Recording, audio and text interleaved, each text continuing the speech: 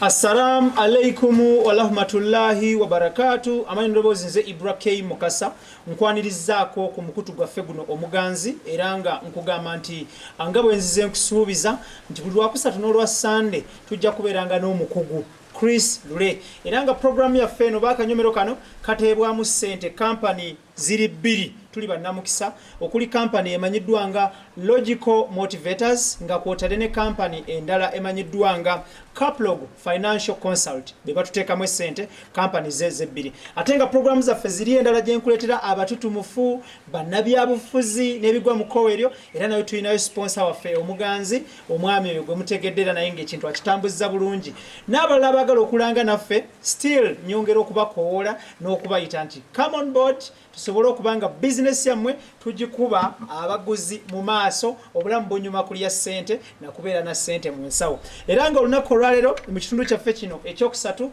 tulina omukugu Chris Lule nawa third episode agenda kubanga atuyisaako mu ngeri y'ekigambo kye bayita ebbanja teri abeera nabbanja n'asula nga takukunadde nga lumonde mu kikata osula ogugumuka naye ng'omukugu olwaleero agenda kubanga atunnyonnyola okwewola n'enkwata y'ebbanja debt management and getting a loan weewola otya ate bw'omala okwewola ebbanja olikwata otya n'olisaaviisinga bulungi ne batatwala musingo gwe gwe wateekayo because ebiseera ebisinga buli lwewola oteeka okubaayo n'omusingo bangi ku buli 100 ojja kusanga abantu 7 nga bakaaba nti omusingo baagutwala ojja kusanga abantu abalala nga 30 nga bagamba ndize buli lwe neewola service nga loan yange bulungi nnyo n'omusingo gwange ne gunzirira ate nga neri kye natandika kitambula so omukugu Chris Lule agenda kubanga atunnyonnyola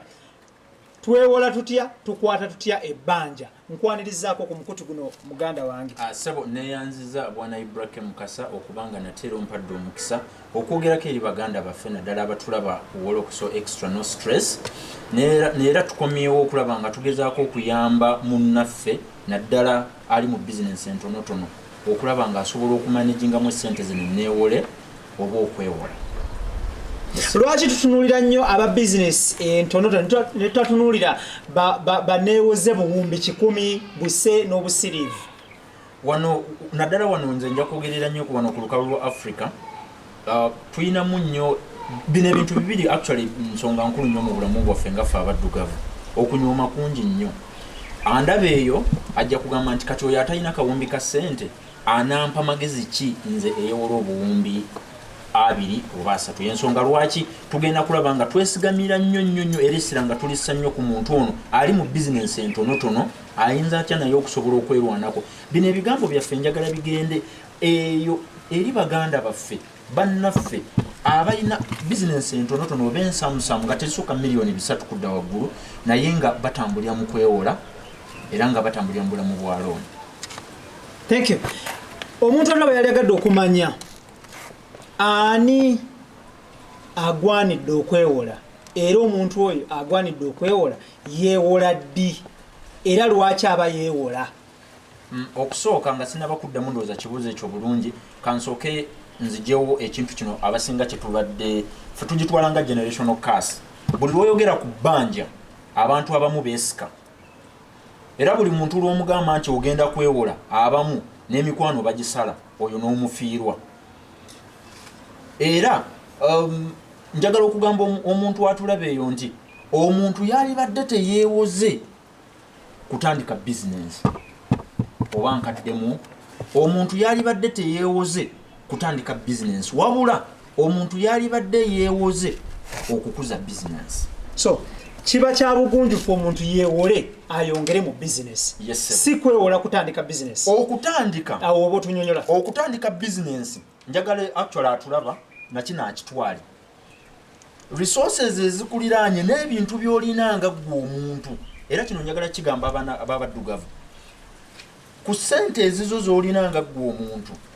omusaala gw'ofuna akamotokako oba akantu kaakakuliraanye nga kasobola okuvaamu essente kwoba osooka okukozesa osaddaake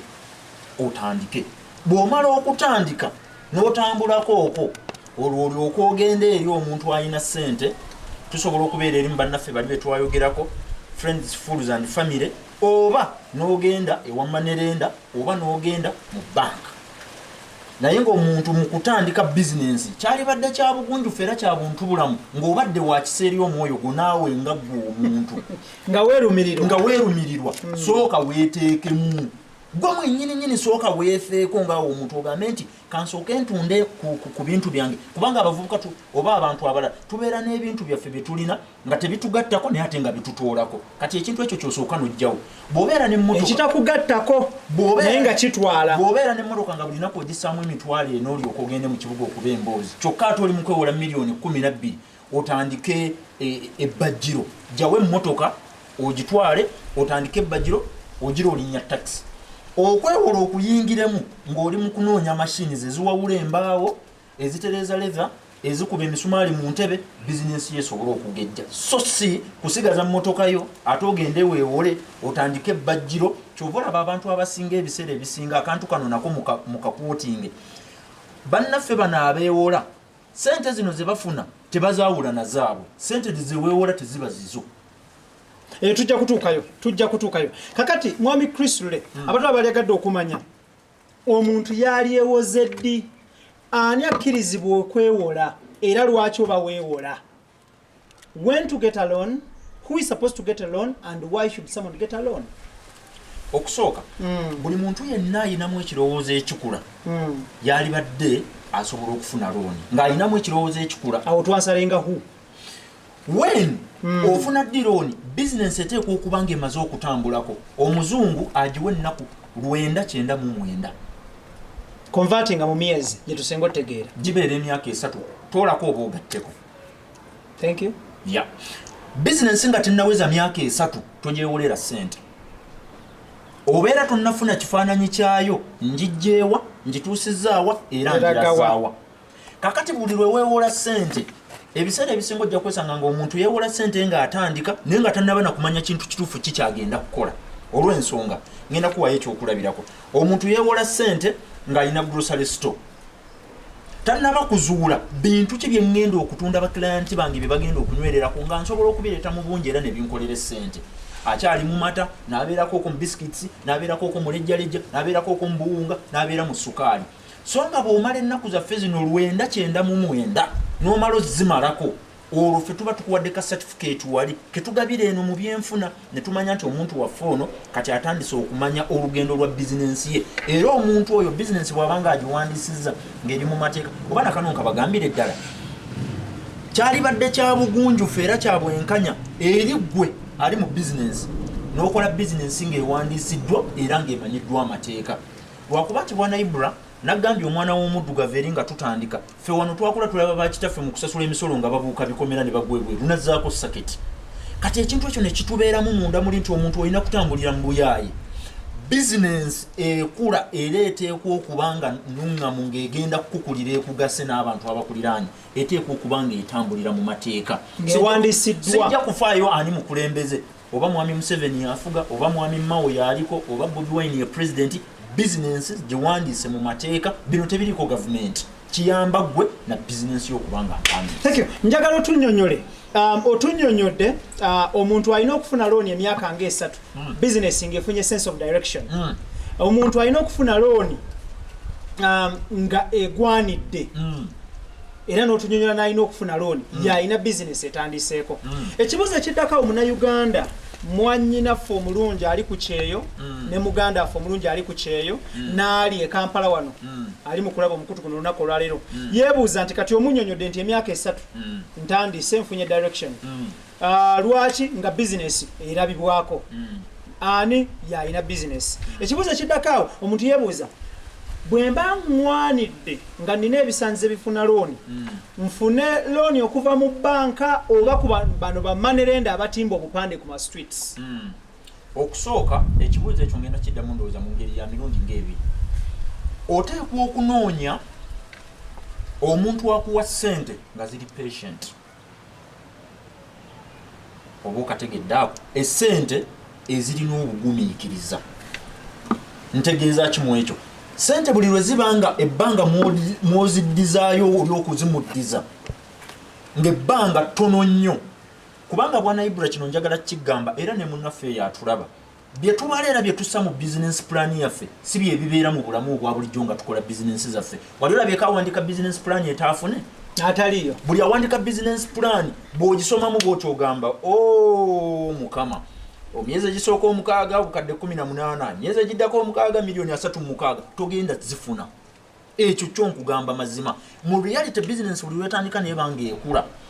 olina okusomoozebwa kwogenda okusanga mu makkati awo sifuddeeyo okola business ki kale atabusanze mukama akubeere era mukama akuwa omukisa akwagadde nnyo nti tobusanze naye ffe abatoba era abali mu business tubusanze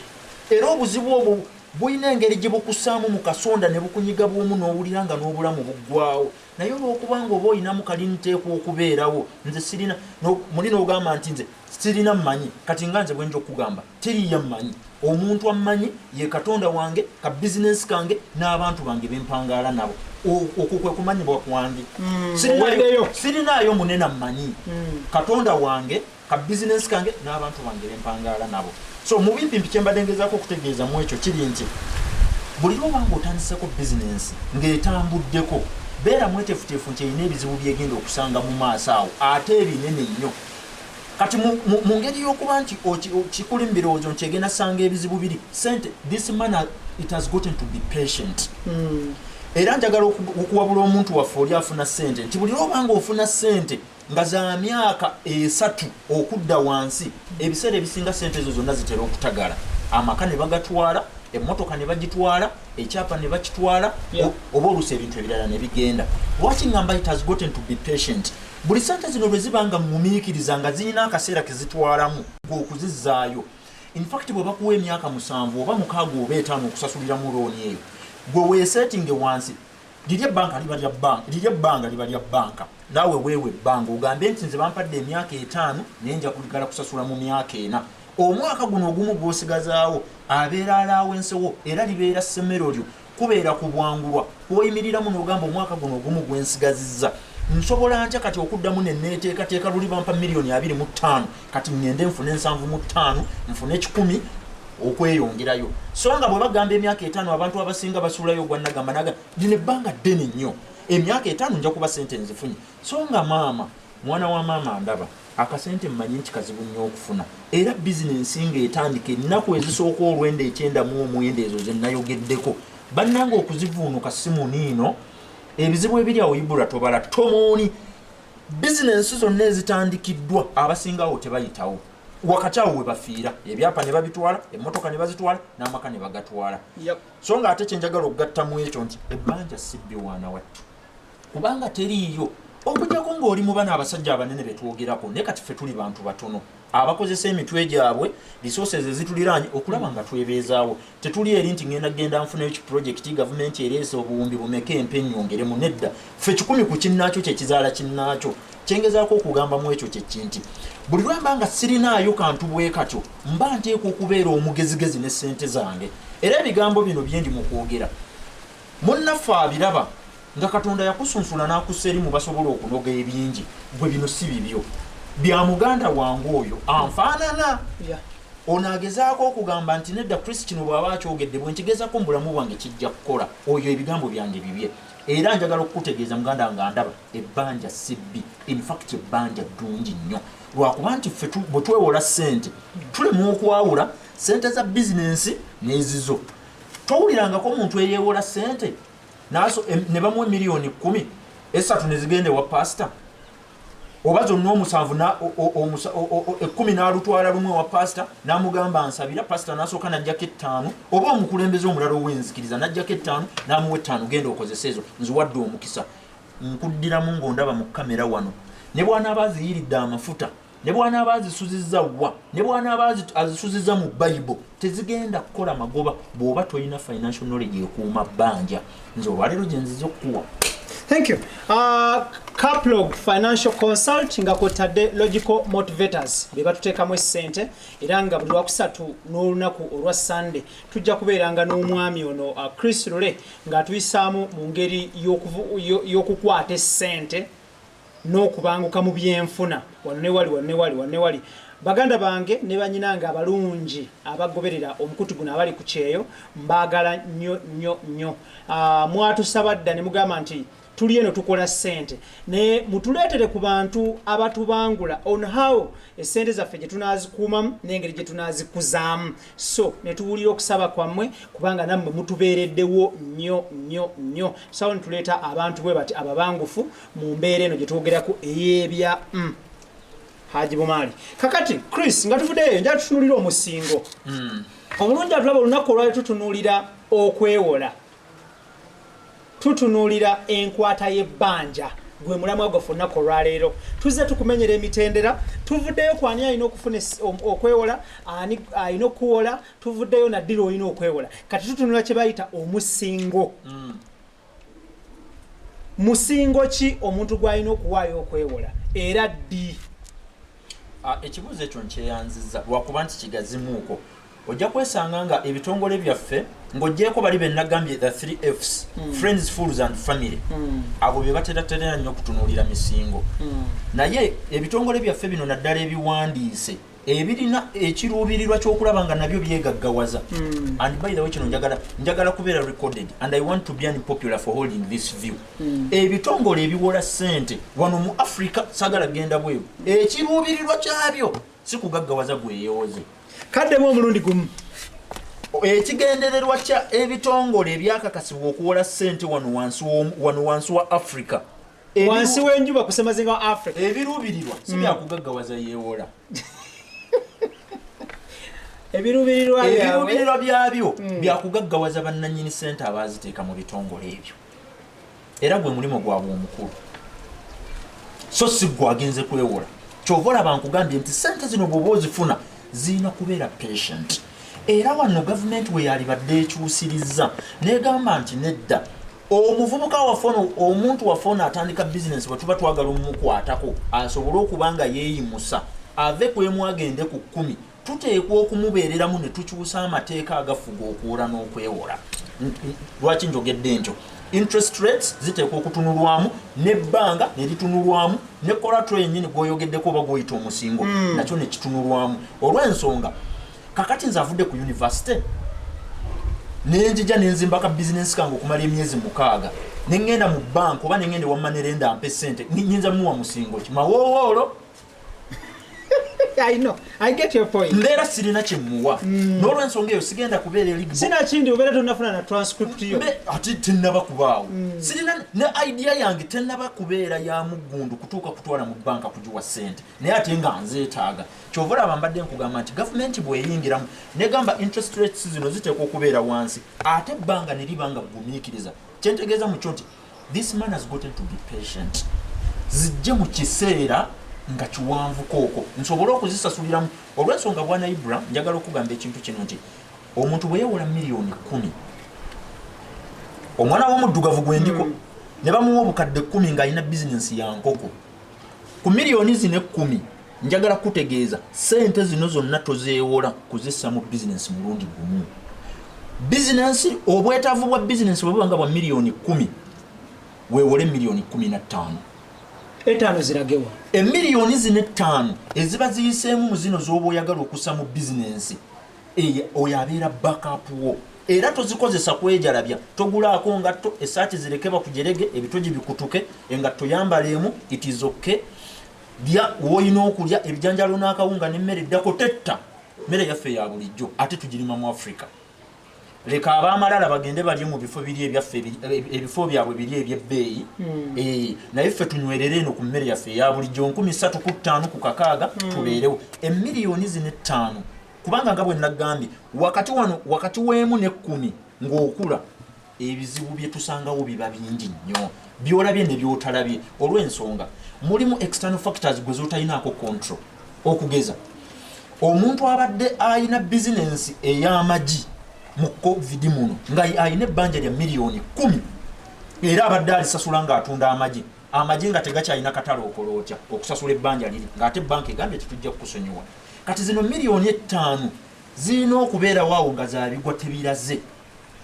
nti singa mba ntomedde omuti ne sigenda gye mbadde mbala ntoola kasente kaffe kano kennyini kiba kitegeeza nti bwe mba newola miliyoni 15 ne nkozesaako 10 miliyoni 5 ne zisigalawo wakati wanonga banki neetaagisa okuba nga nzizaayo ssente mu kifo nze ky'okudduka njijeko amasimu banoonye nga tebandaba nkwata ku zino 5 ezaasigalawo wentandikira nensooka nenzizaayo nga bwe neetereeza 5 zigenda okuggwawo mbeera nfunye wensimba emirandira nga nzizaayo mu bali ba 3FC bange friends fools and family olwo ntandika okubanoonyanonyamu ayinza okunnyongerako nsobola okulaba nga nsasula ebbanja lyaffe ebiseera ebisinga abantu ku nsonga y'omusingo nga tuwunzika amaka motoka n'amataka okutali kiriko omuntu n'awaayo ekyapa oba n'awaayo amaka oba n'awaayo emmotoka ki ekyalibadde ekyangu ky'omuntu okuwaayo ng'omusingo nga tuwunzika just in a minute ekyalibadde ekyangu okuwaayo byonna byalibadde bisoboka singa bizinensi eba eyina ekigendererwa n'omulamwa ng'emaze okuyita ku nnaku zaffe ziri ze nayogeddeko 999 999 bizinensi weba emaze okuyitawo ebyo ebintu byonna bwana Ibra byomenyera byoyogeddeko biba bisobolera ddala bulungi nnyo okuba nga biteekebwayo n'oweebwa ssente zino era ne zikuyambako okulaba nga bizinensi yo egenda mu maaso sijja kwawulawo ngambe nti mmotoka naye ngenda kukugambayo ekintu kimu lwaki yalibadde emmotoka kubanga emmotoka mu byenfuna mu lulimi olwaffe luli olw'ebyenfuna it's a liability lwakuba ennaku zino abantu bakigonzamu ne bagamba no emmotoka it is an asset eyo conversation era ne discussion ejja kubeera ya lunaku lulala emmotoka it's a liability lwakuba nti fe wali bwe tuba tuwandiika mu bitabo byaffe biri eri okusoma kuli okwaffe okuli convention bajja kugamba emmotoka it is an asset because it is a motor vehicle it is an asset naye ng'emmotoka buli naku ogiteekamu enywa amafuta eriyo makanika eyasoma ssebo nga naye yakuguka nga naye ebirooto bye biri mu mmotoka y'omwo ng'eriyo omuntu omulala atunda emipiira ow'amafuta bonna batunuulidde emmotoka y'oyo kwe baagala bafune basobole okutuukiriza ebirooto byabwe so lwaki naaliwaddeyo mmotoka nti amaka gange expenses zengateekako ntono tosobola zigeraageranya na mmotoka mulimu abantu abalina emmotoka nga bulina kwagisaamu emitwalo 10-15 so nga ssente ezo singa emmotoka eyo mba njigyewo nenziddamu nenzitegeka bulungi nnyo ziba zisobola okunnyambako okuddayo okufusetinga kalooni kali ke nnafuna era ssebo nga mmaliriza nziramu ne ŋŋamba nti munnange eyandaba njagala kukakasa era nkugambe kino ebbanja ddungi nnyo era togenda kkula togenda kuva ku emu otuuke ku 10 nga toyinaawo muntu awo wakati akuwaddeyo ssente bw'otabeera bannaffe bali be nayogeddeko abayina bannaggwedda abo abasobola okukubirayo omuzeeyi we n'amuwaayo miliyoni 8 10 15 2 n'ayongeramu fe abeetakulira abanoonye era abanaku ssebo banka ne friends and fools and family ne bano bamanerendazi abalala ssebo be batubeezaawo ojjayo akasente era nakino njagala kyogerako mu debt management ekifuga enkwata ya ssente ezo zonna biri ebintu bibiri ssebo ekisooka discipline oteekwa okubeera n'empisa ng'olina ebbanja ly'ofunye kubanga nze Ibra enkola eyange eryemu bwe mba nyina omuntu ammanja sijjaako ssimu era bwe mbeera n'omuntu ammanja ye priority esooka waggulu kubanga okubanjibwa n'okubanja byebintu ebifuga obulamu bwaffe ekyokubiri bw'obeera ng'omaze okufuna ebbanja lyawule ku bizinensi olyawule ne ku byetaago byo essente zino ze mwagala okutwala eri basooke basabire oba musooke musigeko mpulira babasaba ensigo leeta ensigo osige ensigo yokka gy'osobola okubeera nayo n'ozisiga mu ssente zo zino kufuna magezi mu byanfuna kufuna mukugu ayinza kukuyambako ate abantu bano tebasaba kasente kangi akasente kabeera katono nnyo bwana Ibra bw'oba weewoze miliyoni 10 omuntu asobola okukuyambako okutetenkanyiza essente zino ze weewoze nagamba njagalako emitwalo 10 osigaze miliyoni 9 n'emitwalo 9 abeera akugyeko ssente nnyingi asobola okusevingira obukadde bwe 10 kisingira ddala omuntu okugyako miliyoni 3 n'asooka n'azitwala bazisabire n'alekayo 3 n'agenda n'7 kyova olabanga ensangi zino amaka g'abantu amamotoka abakyala n'abaana bonna babatwala oba ne babazannya mu zzaalo oli abantu ne babamutwalako n'agamba okubanja oba okufuna looni ebyo ebintu byonna bibi era siribiddira so ng'omuntu andaba ng'olina bizinensi looni ogyetaaga osobola okulaba nga weeyimusa kubanga gwe toliiko guli bali bannaffe betwagambye bannaggwedda asobola okugenda n'afuna essente ziri ffe tulina kwetakulira nakwetetenga nga tuwunzika lastly looni zifa nnyo ne batwala ebintu by'abantu omuvubuka tulaba atandika empola ayagala okwekulaakulanya nga alina ekirooto kyakwekulaakulanya ng'ayita mu kwewola okutandikira ku miliyoni 10, 20, 30, 40, 5 paka mu 100 omuvubuka atandikirwako sente zino azizanyisa atya era what are the don'ts line gy'atalina crossinga nti bwe mba newoze $1,300,000 ndi muvubuka ntandika line gye sitalina kubuuka kudde eno sente kufiirayo tuwe ebintu bisatu tuwunzike neyanziza nnyo kino ogenda kunzikiriza nkiisewo mu luzungu societies zaffe wano mu Africa zirina mindset ate zirina setting omuzungu oli yali atutwalako yazireka era definition ya society mu lulimi olwange lwensinga okutegeera it is just a set of normalized averages oba nkaddiremu omuntu ono mu Luganda a set of normalized averages nti abantu bano bwe bali baagala okutukuumira ku kintu ekimu balina ebintu bye baatuteerawo nga tolina bibuuka ebintu ebyo ge mateeka ze laws ze guidelines ng'olina okuzibeeramu within ekintu ekyokubiri nja kwogera ku validation twewola nnyo essente just to validate ourselves Yebra gwe nasoma naye ansange nga sirinaamu nga sambadde bulungi nga siridde mu kifo kya bbeeyi oba nememutwalako ko out naye anywemu kasoda ebyo byoba bwewola ssente kugenda mu ebyo ebyo bagenda bitwala era bw'oba ng'olinamu ekirooto muli ekyewola ssente just to validate yourself oyongere ku status omanye abantu bano abantu abakozesa naddala ebintu by'okwewunda ebyebbeeyi ennyo munnanga akantu kano obadde tokazuulanga wali okizudde nti abantu abasinga okwessaako amajolobera ag'ebbeeyi babeera balina kye babikka oba kye bakweka kyova olaba nti omulundi omulala bwe tuli batuzze wano okuddamu okwogera ku bintu bino njagala tubuulire omuntu ono lwaki ettaayi emazeewo Africa omuzungu zayita white collar jobs naye bwe nzirayo ku mulamwa gwaffe guno gw'okulaba ng'omuvubuka ono akozesa ssente zino ze yeewoze ebintu ebyo wammanga byenjogeddeko va ku society okukuwa definition then va nemukwevaliddatinga okubanga okakasa abantu nti ddala kituufu ofunyeemu ssente ezo ssente ze weewoze essente ezo si zizo ssente ezo za bizinensi kiringa muntu kugenda kukima biwata mu kifo ky'obbiwa entaagi kama agiggyemu amata ate ebiwata n'abirya ate ng'ayagala kama nti akantu ako oba nkaddemu ente yeetaaga biwata olyoka ogiggyemu amata ate ebiwata byoleese tebigiridde ate oyagala gikama ze ssente zino z'ofunye ezeetaaga okussa mu bizinensi ekule ate gw'ozeetaddemu ate oyagala bizinensi egejje awo obeera tofuuse kasobeza ebibyo nga batwala ebibyo nga era nkukakasa essente zino bw'obanga ozeewoze kweraga okujjako njagala onzikirize nakano nkayiseewo omulundi ogwedde awo twalina conversation n'emikwano gyange ne mbagamba nti wano mu Africa okusingira ddala Uganda gavumenti yaffe eno ekoze kyamaanyi nnyo okuwa omuvubuka mindset enkyamu nga batambula n'obwo obusawosawo bw'essente nga bazigabira abantu ekintu ekyo kinenyeza ye point gye twaliko olunaku luli nti abakulembeze ba Africa enkwata yaabwe y'ebintu ndala nnyo abavubuka abaffe bano naddala kino njagala kigamba abakulembeze baffe simanyi oba balifuna omukisa akantu nga kano ne kabatuukako era sebo obubaka buno mbubalekera toyina ngeri yonna gy'ogenda kuŋŋambamu nti oteekateeka yinginiya emyaka 5 asobole okubeera omuntu ategeera ebyokuzimba oteeketeeka omusawo emyaka 5 asobole okubeera omuntu ategeera ebyobusawo okwate emyaka 3 otendeka omusawo asobole okusomesa abaana oddira omuntu atannayiga kukozesa miliyoni mu miliyoni 10 bannange mulimba nnyo lwaki okwata emmundu n'ogiwanze Chris eyasoma ebyenfuna ate n'otwala mu lutalo nnwani nga simanyi ne bwe bakwata kuba ssasi essente zaffe zino Ibra zirimu ebintu bibiri essente ziringa sword ekiso zibeera zisala sayidi zombi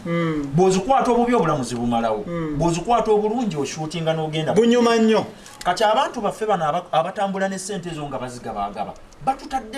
batusizeemu ekintu ekigenda okulwawo tuvaamu nti omuntu okufuna ssente oteekwa kusaba omuntu okufuna ssente oteekwa kutega ngalo bajje bakuwe oba ozikozesezza oba ziweddewo zitya era mujja kuddayo mukole yaawo akabiina era baleete babongeremu kyeŋŋamba abakulembeze baffe bano ddala kituufu bwe muba nga mutulumirirwa ng'era mwagala otulaba nga tusituka nga tukyusa obulamu bwaffe naye n'omuntu gwe ŋŋamba ennaku ezo nti abakulembeze baffe aba Africa kye basinga okussaako ennyo essira kwe kukyusa obulamu bw'abantu mu kiseera ekitono ennyo mu bbanga eggere omuzungu gyayita change. Nze ne ŋŋamba nti wansi wa Africa kye twetaaga kwe kutransforminga obulamu bwaffe. Ekyo kikola otya? Nja kuwa ekyokulabirako. Ekisaanyi kisooka ne kifa ne tulyoka tufuna ki? Butterfly. Ekiwojjolo. That is transformation. Ekiwojjolo kye kiva mu kisaanyi. So nga change katadipo kano kaffe katadipo mu Luganda bakekakya akakulu. Tadipo buli lwekyuka neefuuka ekikere. That is change. Abakulembeze baffe bano abatambula n'ensawo nga bagabagaba sente ate munnange nno weewuunya omanye ekiriwaawo. Essente ezo ne bw'ozigaba abantu bano tebakwagala. Era baagala sente zo. Sente ze babeera baagala. Era nkukakasa ekyo tekijja kukyusa mindset yaabwe. Wabula ekikyusa mindset yaabwe kwe kusooka n'obasomesa nga mu buli kitundu. Bwana Ibula akantu kano kansanyula nnyo nti waliwo amawanga agakikoze baziyita commercial hubs. Nga buli district erinamu commercial hub erina internet ya bwereere mulimu computers mulimu nga osobola okujja n'ogezesezaawo ebintu byo byonna n'obigezesa n'omala obigezesa n'oddayo ewammwe n'enkya n'okomawo nga tolina kintu kyonna ky'osasudde. Omwana atandise n'ekintu ekyo n'omala n'akola ekintu n'omala n'omusomesa financial literacy. Era n'akantu kano nako nsaba nkakulekere.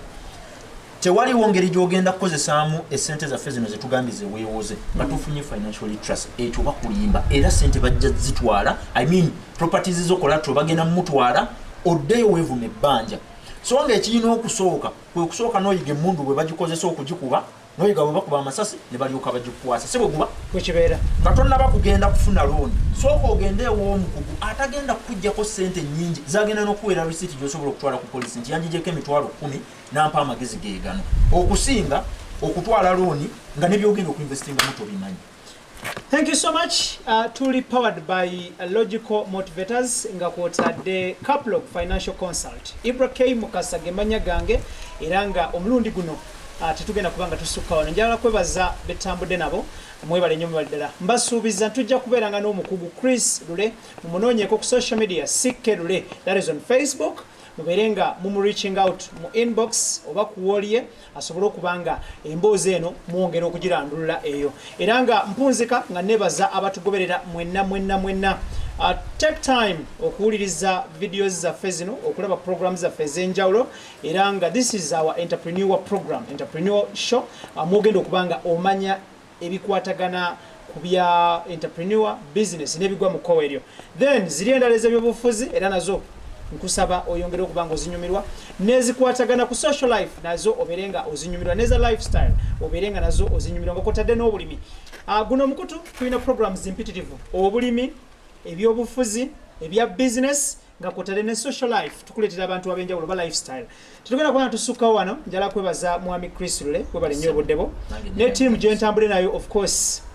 Idris Lukwago, Daniel Mugoya, Chiza Kalemen Netone Senabulya, era nebaze n'abateeka mu ssente aba Caplog Financial Consult nga kotane Logical Motivators. Thank you so much. Banoonyeko ku social media amanya ago gowulidde ku handles ez'enjawulo osobola okubanga omanya bingi nnyo ebisingawo awo. Tetugenda kubanga tusukkawo njala kwebaza abadde atugoberera webale nnyo baddala. Ibrahim Mukasa gemanya gange mubeere bulungi. Assalamu alaikum wa rahmatullahi wa barakatuh. Allah abakuume. See you next time.